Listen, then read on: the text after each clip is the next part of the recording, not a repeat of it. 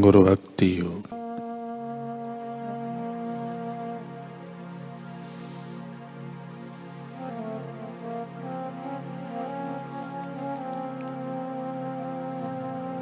किसी भी प्रकार की फल की अपेक्षा से रहित होकर गुरु की सेवा करना यह सर्वोच्च साधना है।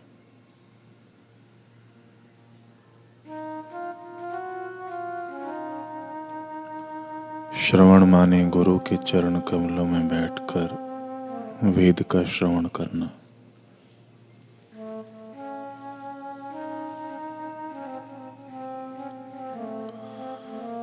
गुरु सेवा महान शुद्धि करने वाली है।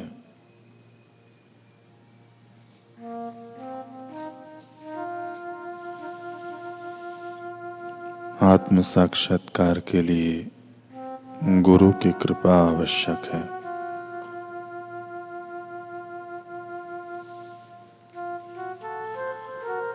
जितनी भक्ति भावना प्रभु के प्रति रखनी चाहिए उतनी ही गुरु के प्रति रखो, तभी सत्य की अनुभूति होगी।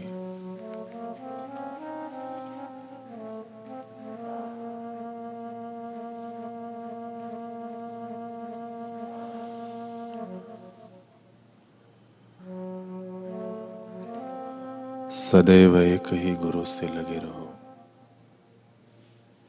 ईश्वर आदि गुरु हैं जिनको स्थान एवं समय सीमा नहीं होती। एक शाश्वत युग तक वे समग्र मनुष्य जाति के गुरु हैं।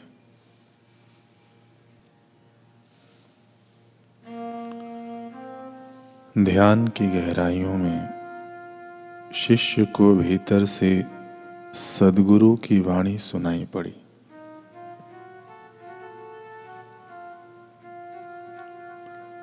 हे शिष्य, हे साधक, तो भय, शोक, चिंताओं को छोड़ आज से दृढ़ संकल्प कर कि मैं अंदर के खजाने को खोल कर रहूंगा।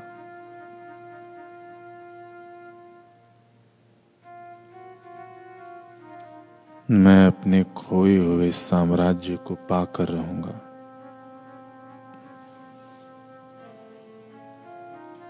मैं अपने मित्र से, युगों से बिछड़े हुए उस यार से मिलकर रहूंगा। यदि तू दृढ़ निश्चय करता है तो हवाएं तेरे साथ हैं, प्रकृति तेरे साथ है, देवता तुझे सहयोग करेंगे, सद्गुरु लोग तुझे सहयोग करेंगे।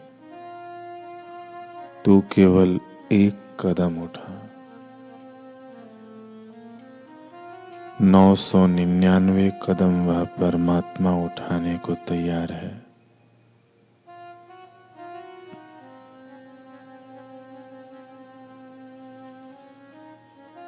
तू एक कदम आगे बढ़, हिम्मत कर। 999 कदम वह तेरे करीब आने को राजी है।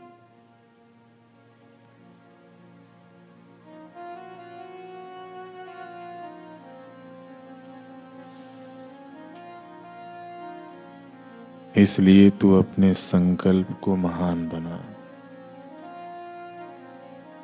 मैं आत्मज्ञान पाकर रहूंगा। मैं परमात्मा का साक्षात्कार करके ही रहूंगा।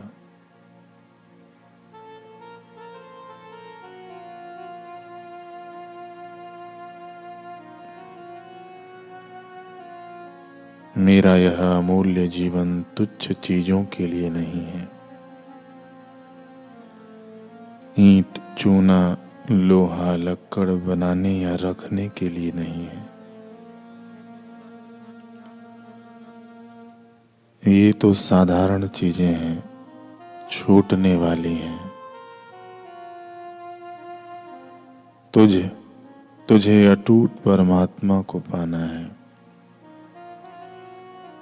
दृढ़ संकल्प कर।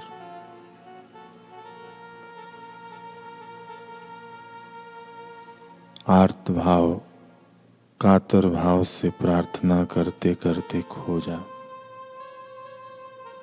जिसका है उसी का हो जा। दृढ़ संकल्प, लेकिन अहंकार से नहीं, सद्भाव से कर। सत्स्वरूप ईश्वर की कृपा से तू अवश्य सफल होगा। ओम ओम। हे हरि, हे कृपालु, हे गुरुदेव, हे अंतर्यामी, हे सहायता दाता, हे शक्ति दाता। मेरा जो दिव्य स्वरूप है वह सुख स्वरूप, साक्षी स्वरूप, ज्ञान स्वरूप है।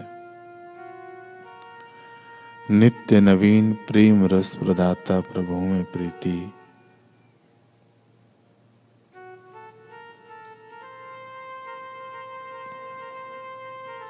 हरि हरि, नारायण नारायण, प्रेम स्वरूप, ज्ञान स्वरूप, परम सुहृद। ओम ओम।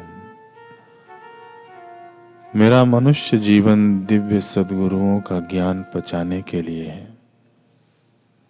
परमात्मा को पहचाने हुए महापुरुषों की वाणी को संभालने के लिए मेरा यह जीवन है। जिन्होंने उस तत्व को संभाला है, आत्मरस को संभाला है, उनके आगे दुनिया के रस तो पाले हुए कुत्ते की नहीं आते हैं।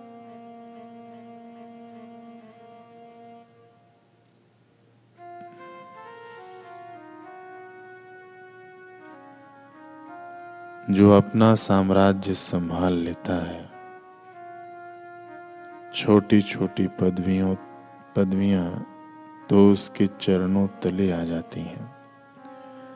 एक भिखारी था, ठोकरें खाता खाता किसी नगर के पास जा पहुंचा।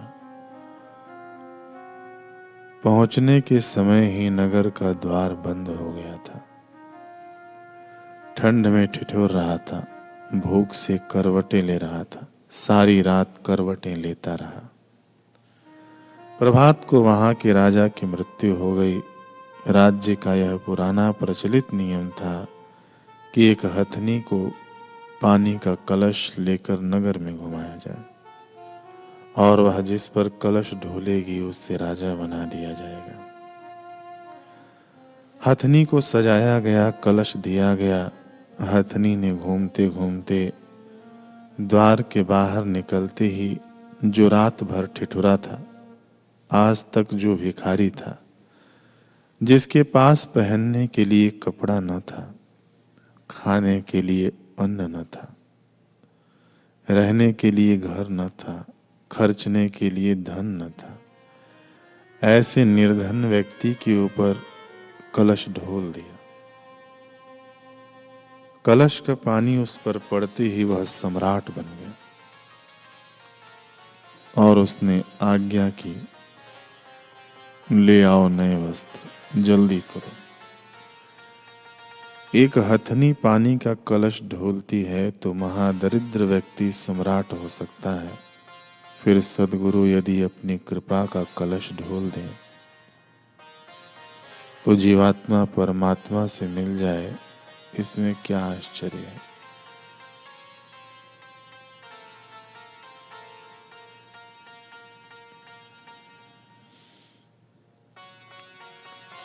सदियों का भूखा प्यासा यह जीवात्मा आत्मरस से तृप्त हो जाए, स्वरूप में जग जाए, इसमें क्या आश्चर्य है।